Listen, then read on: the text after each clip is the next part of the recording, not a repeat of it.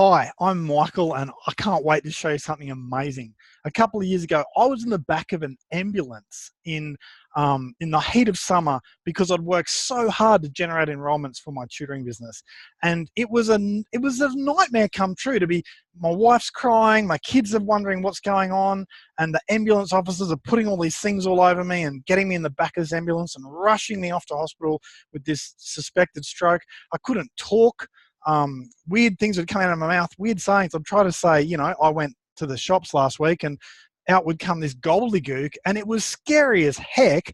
And I'm like, scary. But how did that happen? It happened because I was so focused on enrolments. I'd put all my time and energy into enrolments that I'd put myself in the back of an ambulance simply through the stress of it and simply through the overwork of it. And so here I was in the back of an ambulance on my way to hospital, couldn't talk properly, but I could think well. And I was thinking, you know what? Something's not right here. Something's broken with my enrolments if my enrolments are so important that I could die. And for the next couple of weeks and months, I literally thought I could die at any time. I thought I could be a guy whose wife is raising kids without him. My kids growing up with no dad. And I thought, it's my fault. I did this to myself.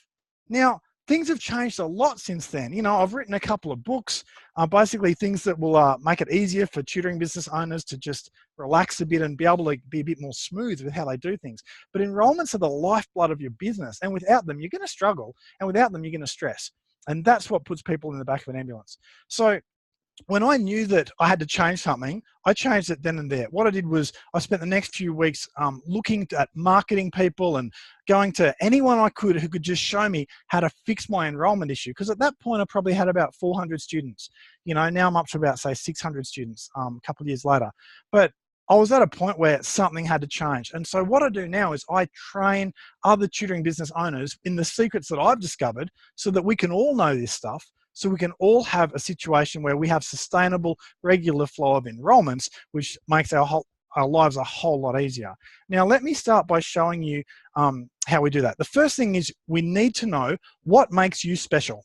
What makes your tutoring business special? See, when I was at, say, 15 or 20 students and I was doing them all myself, what made me special back then was I was the primary school teacher who specialized in helping kids get back on track when they weren't on track.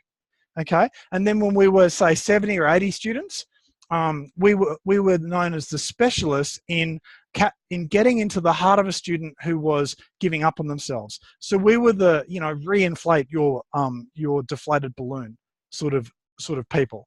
And that's what made us special. And people would talk about that and we knew what made us special. And now that we're, say, 600 students, that's not going to work anymore. We need something else that makes us special. So what makes us special now is that we are not focused on curriculum. We're focused on your child and their life pathways. Where are they going to go in life? What are they going to do when they leave school? You know, and then whatever they want to do later, we focus on teaching them the skills now for school so they can get where they want to go. So number one is we must know what makes you special. Number two is you must have a website that actually conveys your specialness, but doesn't convey it with facts. Now I'm just sharing my screen here. I went and had a look at some tutoring businesses in New Zealand because I didn't want anyone at the ATA conference going, oh, he looked at my website and he didn't like it. You know, I mean, who cares if I like your website or not? What matters is, does it generate enrolments? So here's Justin the Tutor. Justin the Tutor has got a page that looks very basic, sort of quite amateurish, but, you know, he's got some faces. You know, it would be better if they were smiling faces, but he's on his way. He's on the journey. Good on Justin. And then I look at this one here and I think this is a tutoring business that's going to struggle to make enrolments happen because there's no emotion on this page. There's no emotion. There's no happy faces. There's no heart message. It's all facts. It's pretty hard to win from that point. It's pretty hard to gain new students. And this one, same issue. You know, what this site actually does really well actually is they've got up here very clear, here's your next step. Here's where you book a tutor. Actually up here, their website's not even secure. So they're going to struggle so much. Google's not going to like their website. But you know, they're trying to be who they are. There's something honest about this page, but it's not very effective. Actually, this page reminds me a lot of the ATA website. Okay, remarkably similar. And the ATA website, I know, I've read the notes that you guys are working on upgrading it. I think good on you guys. You guys are obviously thinking a bit ahead. Coming back here though, let's have a look what else. This is a good website because you've got happy faces. Happy faces. Now, this looks like a reasonably small business to me, but happy faces. Unfortunately, it's hard to tell who's a tutor and who's being tutored, but it's a happy face. It's sort of, this one tells a bit of a story, and it's a bit of a heart message. You know, there's something about this website that works. Let's have a look at something, an American website now. This is Tutor Doctor. They're basically the McDonald's of tutoring in America. Now, there's not a lot of heart in this. I mean, the words are heart words, but the pictures, I don't see how this is going to work. I mean, I think their angle is that they're saying, you're safe with us. You know, they've got their daughter there. They've got someone coming to tutor her. She's driving a safe car. She's a very safe looking person. They're trying to say safe. Okay, that's what they're trying to do, but they'd be better off with photos than those drawings. Let me show you something now that's not a tutoring website. This is a childcare center website. Now, this is probably the best demonstration I know of a website that conveys the heart of a business, not the facts, okay? Because when I look at this, I think, wow, you know, if I'm a mum or a dad, I'm looking to enroll my child in childcare, I want to go somewhere where they'll pick my child up and give them a hug. I think, oh, fantastic. Or this one down here where you've got this caring childcare worker just making sure that everything's okay with my little one. You know, like this conveys a lot of heart, you know, so these guys will win the game. So coming back to what do you need to maximize your enrollments? One, you need to know what makes you special. And you need to be comfortable about what makes you special because you are unique. You need to push that. Number two, you need a website that conveys that. You can't have a website that's generic. You can't have a website that just, you know, it's telling someone else's story. It has to tell your story from the heart, has to capture emotions, not facts. And then the next thing you need to do is you need to make sure that when people phone you, that they talk to a person who's going to engage with them on heart issues, not just facts. So when people phone up my admin team, we've got about a 20-minute phone script we have with them. The first 5 or 8 minutes of that phone script is just us finding out about their child. Us learning, you know, what does their child love to do? What works, what doesn't work? So that we've got a really accurate picture of their little Jimmy.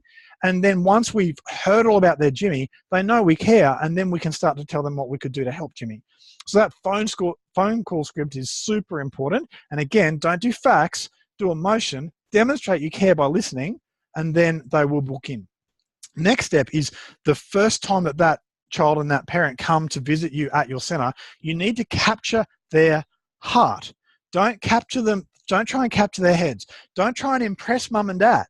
Instead, show a genuine interest in that child. So you heard on the phone that Jimmy loves dinosaurs and he loves bike riding. So the first thing that happens as he walks through the door is someone says, "Hey, Jimmy, I hear you love bike riding. That's so cool. I love bike riding too. Come and let me introduce you to my friend. He loves dinosaurs." And then mum's heart just melts then. She's like, wow, they listen and they care. And then you take him to the dinosaur tutor, who then actually does some tutoring with him and with mum. And you make that a heart experience, not a head experience. So really, enrollment sounds so difficult. And when you're first starting out, when you've only got, say, 15 students or 85 students or something, it feels difficult. But the process of gaining new enrollments is really simple. Know who you are, be confident in who you are, be different, okay, and be good at it and speak from the heart. Have a website that conveys that. Have a phone call conversation that conveys that.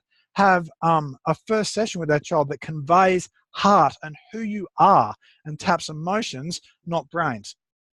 And then from there, getting enrollments is really straightforward. So that's what I do. I love getting enrollments in my own tutoring business, and I love helping other people gain enrollments in their tutoring business, as long as they're not just down the road from me, because that wouldn't make a lot of sense, would it? But I just love that process of seeing tutoring businesses come to life when the lifeblood of that tutoring business is flowing really well. So gaining new enrollments is not about slick marketing at all. Okay, gaining your enrollments is about conveying a heart message, connecting with people. And once your enrollments are flowing quite easily, then you'll find that you don't end up in the back of an ambulance. You'll find out that you're not stressed out and you don't have to work the long hours you've probably been working, because there's a simpler way, there's a better way, and that's what I'd love to come and demonstrate at the ATA website. I'm Michael Clark. I look forward to catching you in another time, and let's make your enrollments a lot easier so that you can succeed.